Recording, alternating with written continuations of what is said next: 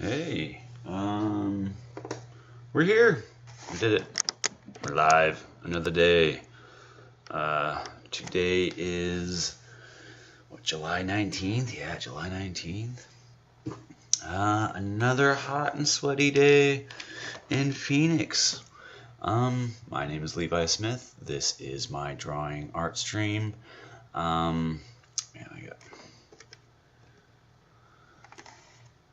We still got a lot of bugs to work in. We'll be fine. We'll be fine. Yeah. So this is the thing. This is the art stream. Let me take my little earpiece out. Man, how's it been? How's it going? For me, it's been going all right. It's been going all right. Been busy. Been working on a lot of stuff. A lot of tattoos. A lot of art. This summer has been one of the craziest. Definitely, as far as busyness, as far as getting things done. Doing a lot of work at my mother-in-law's place, trying to get that straightened out. A lot of work on my house. Just trying to get things in order, just trying to get things in order. It's a constant battle against the chaos, That's life, right? That's life. So the whole thing about what we're doing is I'm going to draw a picture. I don't exactly know what I'm going to draw. We're going to figure that out as we go. And yeah, we're just going to see how it works out. While I'm running off a webcam on this monitor, so I don't really have the ability to like reposition anything right now. It just is kind of where it's at, and while I draw, my head's gonna duck out of the screen, or maybe just you did like the top of my head or something. But so in that case, we're just gonna turn that camera off, and we're just gonna get into some drawing. Looks like everything is working. It's all good. I don't want to accidentally click on anything I don't intend to here. And yeah, we're gonna go into some drawing here. What to draw? I don't know. I've mentioned this before that I'll often just kind of make some marks. I usually draw a circle. Just draw a circle on my canvas. Just kind of gets rid of the infinite potentiality and perfectness of a blank canvas, so that we can do something interesting. I'm not sure what we're gonna do. Let me see. A lot of characters and figures. You know what I'll do? Let's see here. I've been working on a couple of my webcomic characters, and I've got this guy. He is I just love him. He's one of my favorite characters. I think he's got a really clever design. He's just fun to draw, and we're gonna go for it.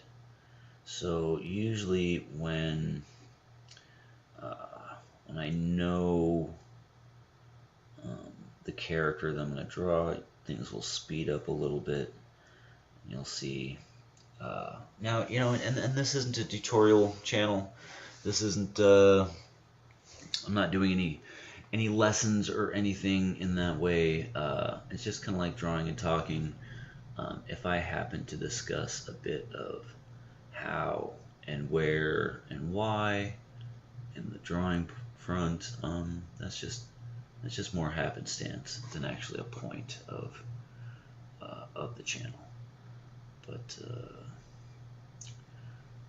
I really seem to make that comment every episode so far that this is not a tutorial page. I'm not trying to do like a learning page. We're not building any lessons here. In fact, there's no script. There's no plan. There's no, it's just draw and talk. And speaking of the talking part,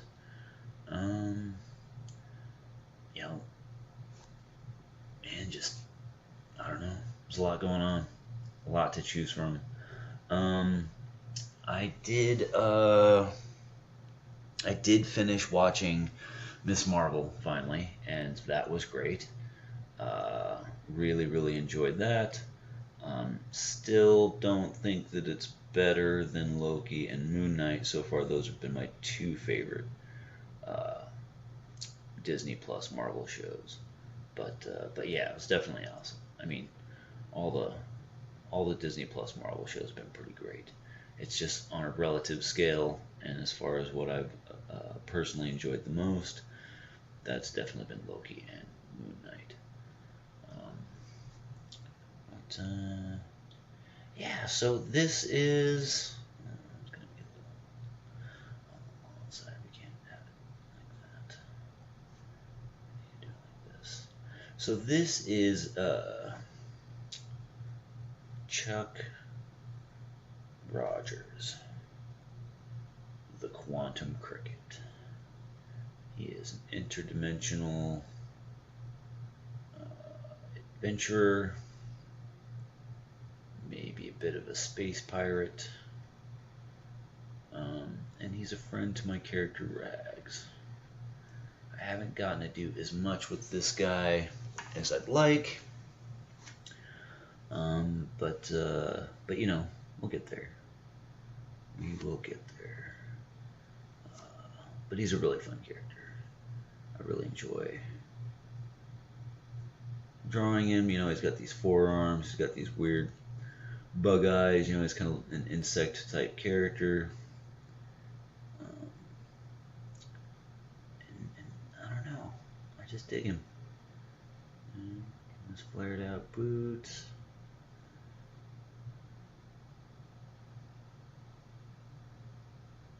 And it seems, you know, I don't think that I'm gonna change the idea of just drawing something on the fly.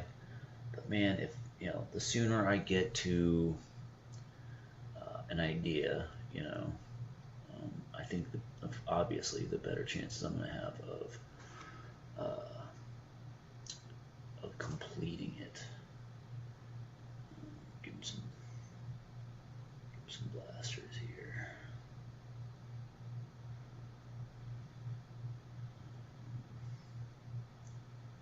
Because he is space pirate. I don't know. I mean, this guy. I mean, he's, you know, he's kind of like a Buck Rogers, science fiction adventurer kind of character. He's got to have fun with things sometimes, you know. Can't take it too seriously. His gloves. And that's one of the things that I don't know. As far as people getting mad at Miss Marvel or Captain Marvel or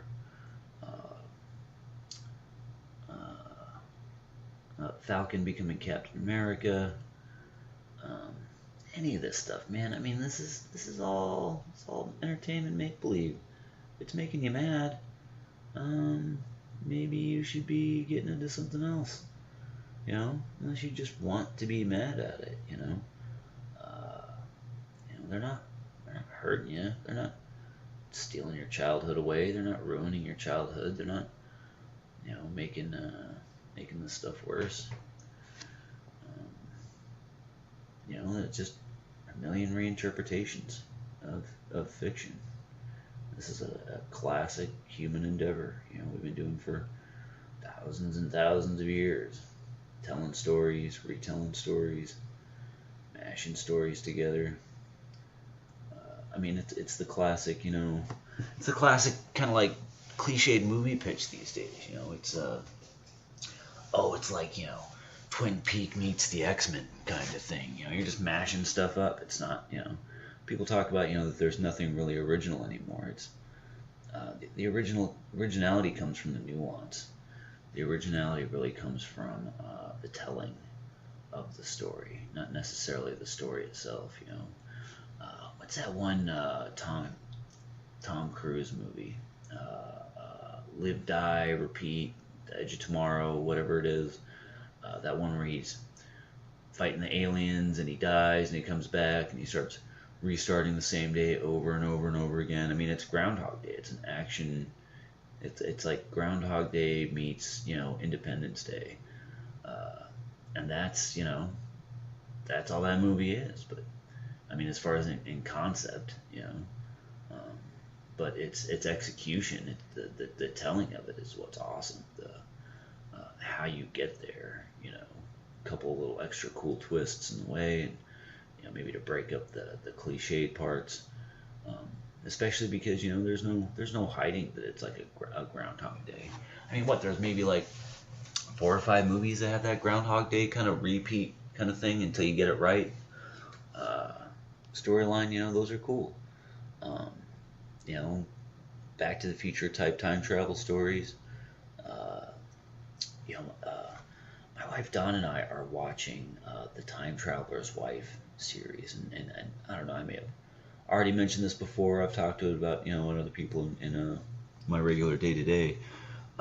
It's really, really good, really interesting. And then they've made a movie. I mean, it's all based off of an old novel by Richard Matheson, which is one of my favorite writers of all time. And just really clever, really an interesting and cool way to kind of tell a time travel story, and there's no shortage of time travel stories. I mean, frankly, they're one of my absolute favorites. But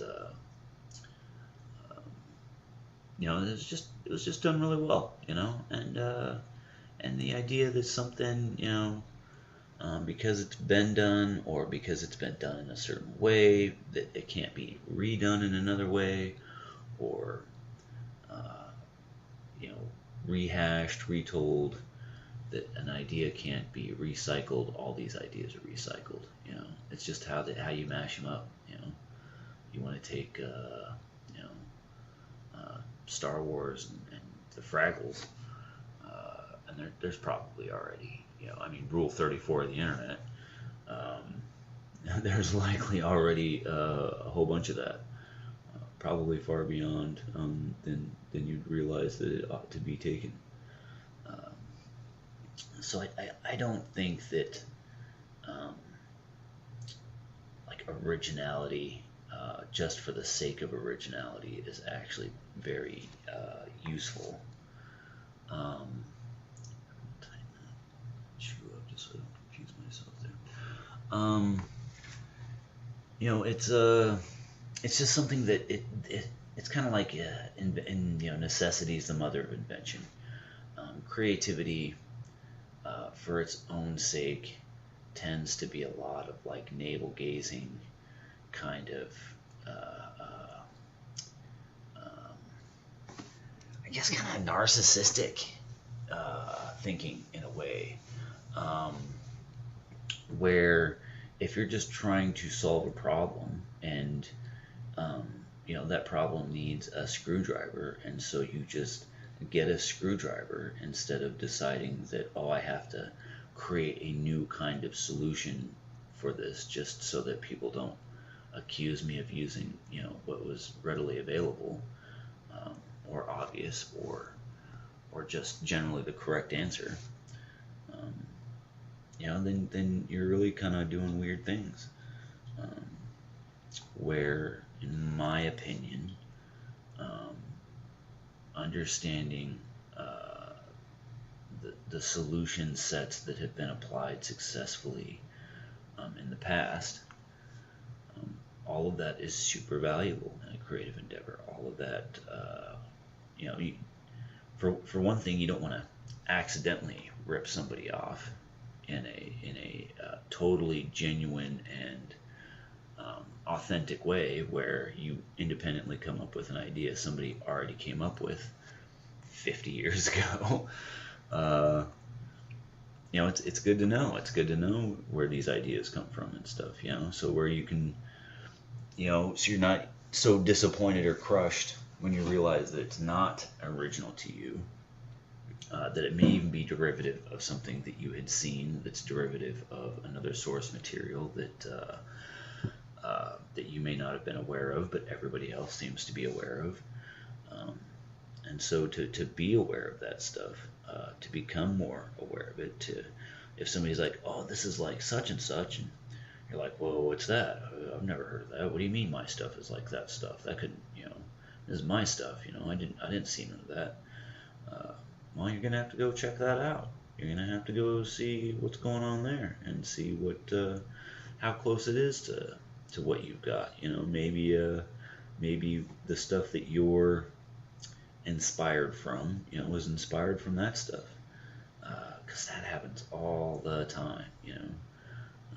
And if you want to make a new Superman, a new Batman, a new Spider-Man, it's really gonna have to have something. The telling of it is really gonna have to matter. Kind of like the difference with a lot of these superhero team movies and stuff. We're already kind of getting to this deconstruction. Like Watchmen or The Boys or the Invincible where we're trying to see, well, what would it really be like? Let's deconstruct the fantasy out of this. Let's take the base mythology of Superman, and make it a little bit more real, and not like idyllically real, like Spider-Man, because even though Peter Parker's got real life problems and challenges and stuff, that's still pretty idyllic. In the sense, or in the relative sense, of something like The Boys, where that's just going, hard out into how bizarre people really are, and then how would that translate to people having powers, and so if you want to get into any of that, it's really about the telling. It's really about how that story is told and what are you telling with it. What observation do you have about superheroes, about superhero culture, about power fantasies, and about different takes on that. Are you just trying to do another X-Men because you love the X-Men, or are you just trying to do another Spider-Man or Superman because you love those characters and you were inspired by them and stuff, and there's something about them that's gripped you since childhood, or do you want to tell a story? Do you have something that's actually ultimately that you want to express? It doesn't have to have like some higher order meaning. It doesn't have to be well, this is going to examine the relationship between man and machine, and how they're corrupting each other and whatever, any kind of metaphors or stories. A lot of that stuff tends to emerge. You'll find out you want to tell a cool story about a dude and his motorcycle, and then later on you learn that it's like a metaphor, or person, it turns into a personal journey that turns into a metaphor of freedom and purpose, and that kind of stuff, that emerges organically, naturally from it. It's often even something that you don't always realize until somebody else points it out, or until at a certain point during that creation process it becomes clear to you, like, oh, this is what I'm doing, this is what I'm telling, this comedy story is actually about grief, and so then you can go in and punch a couple of points up here and there just to make that a little bit more clear, just to reinforce that that's a known thing, because it's always really interesting when your story or your creative work has a message that people receive, that you weren't aware of, because that can definitely happen. That can definitely happen. And people will see it and be like, oh wow, I didn't know, blah de blah, and you're like, what? Oh, I didn't mean. Oh wow, you're right. I didn't realize I put that in there. I guess it was dealing with a lot of things. And, this got this kind of bled into my work, because I mean that's what we're doing. All of this creative work is expression, is communication. It's trying to explain to the people around us something that we're interested in, that we find to be desirable or undesirable, or fun or particularly frightening, something to pursue or avoid. All of this communication, because in a way, ultimately, it helps. It helps everybody that comes across it, and you never know. You never know how far that reach is. It's definitely a cliche, that artists often don't become famous till they die. So you never know when they're gonna start listening. But then at the same time, you can't always be focused on speaking with a voice, because I mean, if you get too serious, too monotone, too repetitive about it, people stop listening. You do have to keep it entertaining to an extent. That way, even if it's like George Carlin, even if you're learning something, even if it's whatever it is actually kind of dark, if you keep it in some way kind of engaging and entertaining and enjoyable to experience, even if it's emotional, even if it's dramatic, then then people will stick with you. They might even get something out of it. It might be something that becomes so big to them that they readjust their worldview, as many people do with fiction. I mean, it's an interesting thing. I talk about how sometimes people take some of this stuff too seriously. These comic book movies or the science fiction, and while that's very, very true.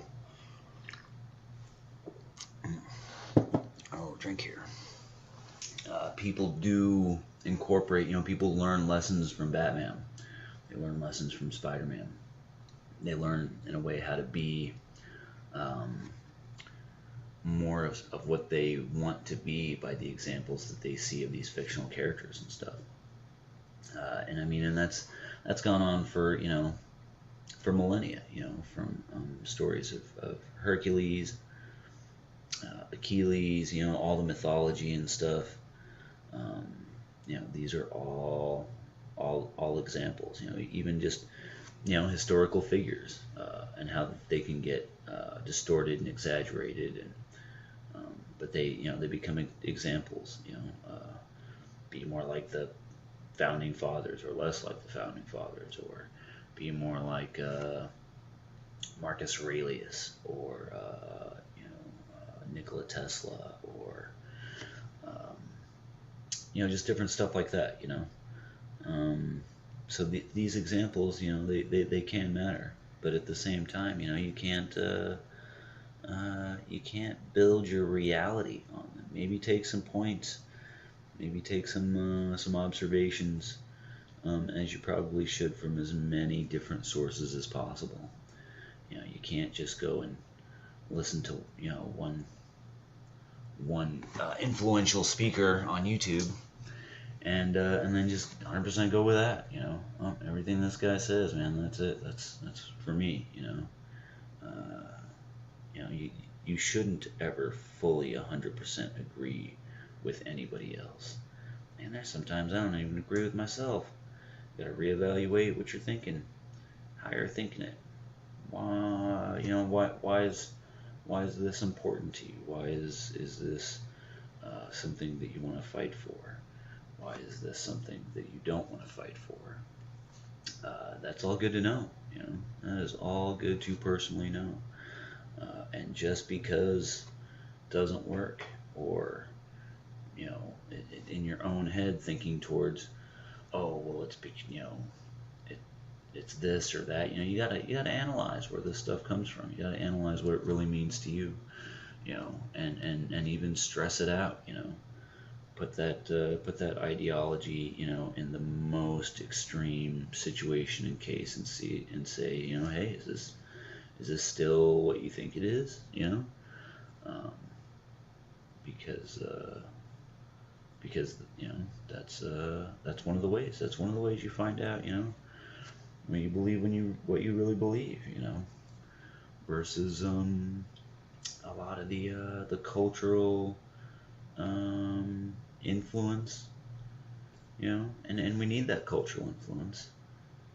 I mean, the only line between indoctrination and education is really motivation.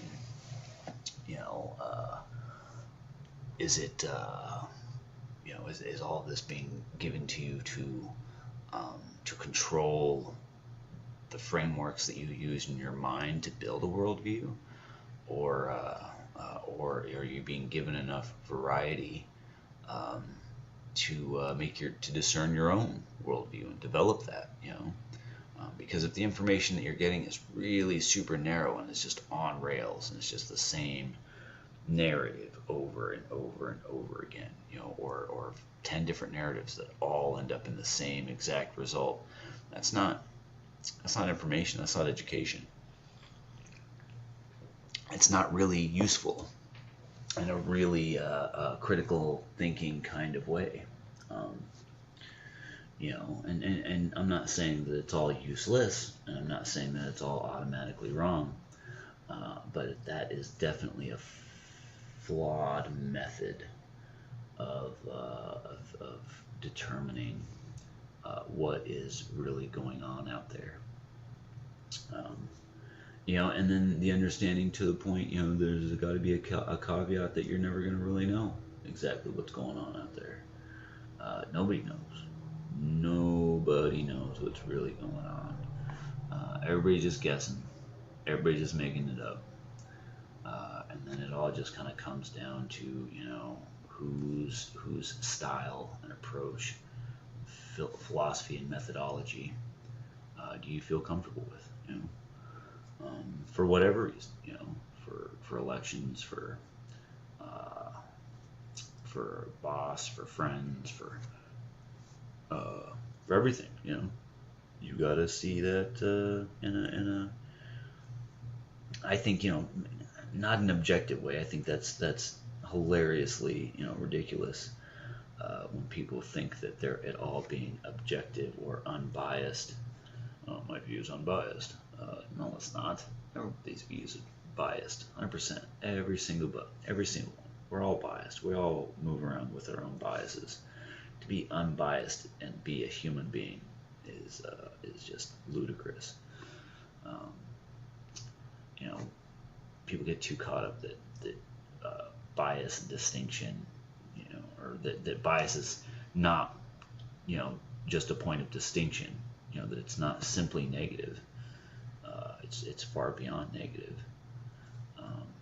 It's far more. You know, it can be positive or positive biases. You know, you got survival instincts and judgments of food, places, situations, people, all of that stuff that you find to be desirable, undesirable, safe, unsafe, based off of personal experiences that develop into a system of biases that become a shorthand that you rely on. You know, hey, I didn't have a good good experience with that restaurant. You know, I'm not biased against it. Hey, I didn't have a great time. You know, at that venue. So, you know, I don't want to go there again. I didn't like my interactions with that person, so I'm you know, I'm not going to interact with that person again, or definitely you know, no more than necessary. You know, and then the difference between that and that prejudice is when it's extended to you know, oh, I just don't like fast food, you know, or any fast food. You know, I had a bad experience at this one fast food place. Now all fast food is bad. Or, you know, I got stung by a bee, and now I just don't like bees. I just don't like bees. You know, these things can be applied, you know, in a million different directions. You know, and and we all develop them. We all develop them. Um, it's when these things become intolerant. Kill all the bees. Um, that things become distorted and useless, um, and ought to be resisted and challenged. And so in any case, I think people get too charged up, people get too energetic, people watch too much. This people talk about doom scrolling, man, but it's the panic watching. It's the holy shit mode of I don't know what's gonna happen next. All this stuff is happening so fast. It's all getting so crazy. I'm gonna watch this catastrophe and this bit of tragic news, and then move on to these other claims of disaster and fear and that stuff. I mean, it's always out there. It's always out there. The world has always been ending. The world has always been at the brink. Democracy has always been in danger, and it always will be. There's no point. I don't think that we can't take these things out of or away from the precipice, because the precipice is part of the solution. It's part of the nature. We don't do things until we absolutely have to. Especially the bigger the organization is, the less that it does without obvious and absolute necessity. That's usually thrust upon them, but before anything actually gets done. I mean, it's classic. Sometimes you get a great philanthropist or thinker. We get somebody that comes along that really changes things up, for good or bad, whatever. Sometimes sometimes you get a little bit of both. A lot of this stuff is it's not inherently good. It's not inherently bad. I always thought that technology was just something that's gonna help solve problems and improve things and stuff. And sometimes technology creates problems. Sometimes technology reveals problems that already exist. That doesn't mean that technology should go away. It just means that we need to be aware, that every single tool is a hammer. Every single hammer can be used to build or destroy. All this technology are just all the tools. None of it's inherently good. None of it's inherently bad. It really just ends up how we use it, and understanding that powerful technology will always be, weaponizable, exploitable, and used to build, establish, or maintain power structures. Because people will always want power, and if everybody has power, then nobody has power. So as far as power sharing, that's a hard thing to do. Nobody that has power is just going to give power away, especially to those that they have power over. That just is never gonna happen. And the goal, once power is achieved, is just to maintain power, and not even in like a nefarious global domination, Doctor Doom kind of way, but I'd start a business. Before starting the business, the goal was to start a business, and all the ideas about what that business would have and do and be and operate and all this stuff. And then once you start the business, the goal changes. It intrinsically changes to, now I have to keep this business open. Now that I have the power, the goal is to, how do I keep the power? I mean, it's not like I've got power over people's lives in such a way that I can cackle in my throne. But I've got a thing. I've got a thing that I've built, and I need to maintain it. So the goal then becomes from building it to keeping it, maintaining it, growing it. And that's just how all this works. It's not always nefarious. It's not always benevolent. and sometimes it's absolutely neither. You know, that sense of, it's nothing personal. It's just business. Such a brutal but true phrase that just kind of, it's part of how human beings work. As unfortunate as it may be, I think to a certain extent it's just part of the natural order of things. I mean, humans are predatory animals.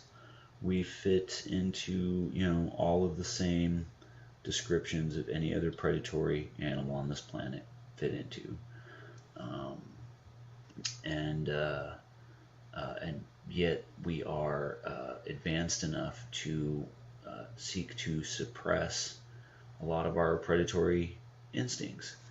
And so the instinctual, natural inclinations towards acquisition, towards territory, towards legacy, towards power, stability,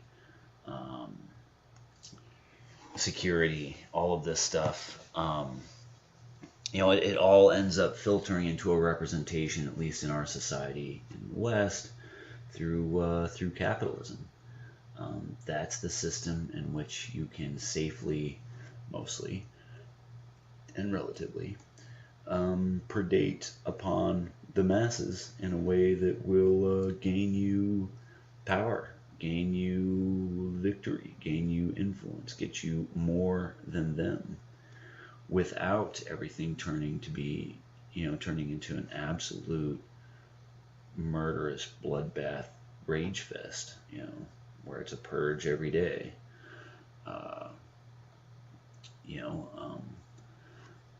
Capitalism really gives, a good medium for that, and it's also a decent medium for the exchange of value, because everything is not equal. A stick is not equal to a sword. A car is not equal to a plane. A whale is not equal to an ant. Now, removing the distinction of equality over value, these things, as far as their value in different intrinsic senses and stuff, human value, there has to be a base level, and then you kind of go up from there, for sure. That I don't think that base level in a civilized society, though, ought to be zero. That I think that there should be, as part of a civilization, to call it one, would require some kind of floor for what the value is for a person. And it's definitely not zero, and it's definitely not property, and it's definitely not just a throwaway exploitable kind of thing, but not everybody at the same time is level 50, is level 500, is level 5,000.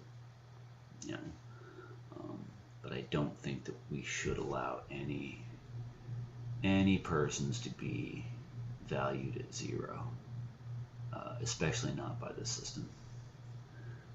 But holy crap. All right, we're going off here, man. We are going off. We're like 40 minutes deep. This is just going. We are having a great time with this guy. This is Chuck Rogers, the Quantum Cricket. And I think I'm just gonna do in some little hatching and stuff here. I'm not gonna 100% finish this guy. I mean, it's just a sketch anyway. As you may have seen from some of my other sketches and stuff.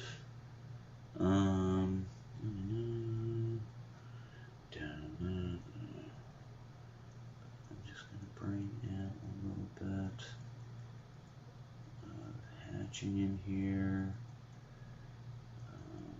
We'll get him to a nice little spot.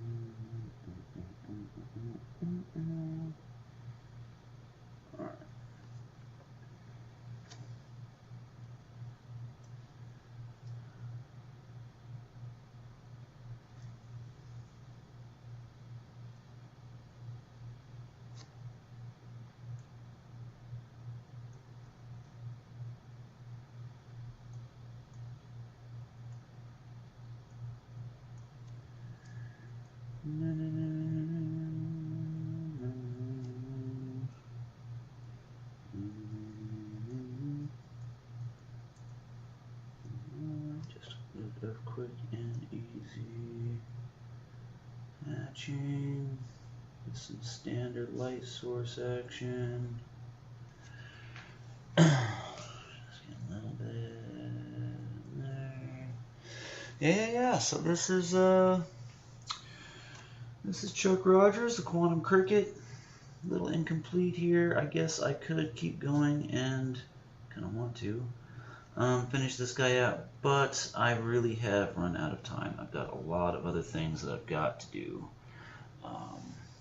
And so the time allowed for this little bit here is has come to a close. I'm going to move to the screen here.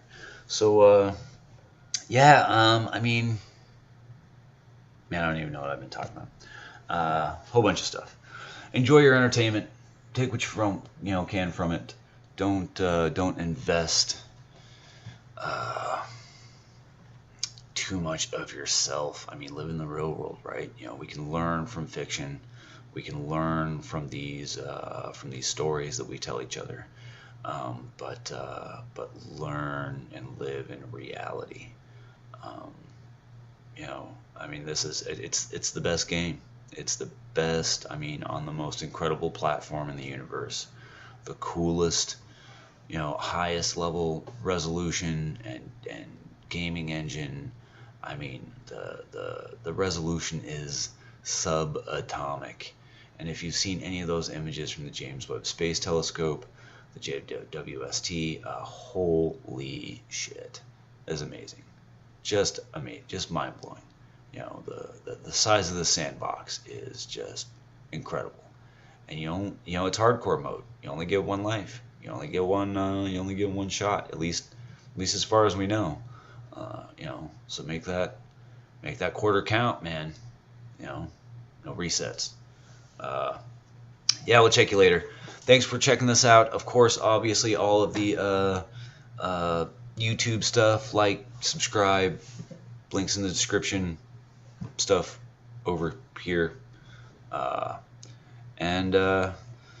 we'll catch you in the next one. Maybe this will keep going. This is at least one for this week. Maybe if I do another one, that'll be a big deal. If I can do 3, that'll be a record. We'll see where it goes. All right, but thanks guys for hanging out, and we'll catch you next time. How do I gotta make the thing stop now.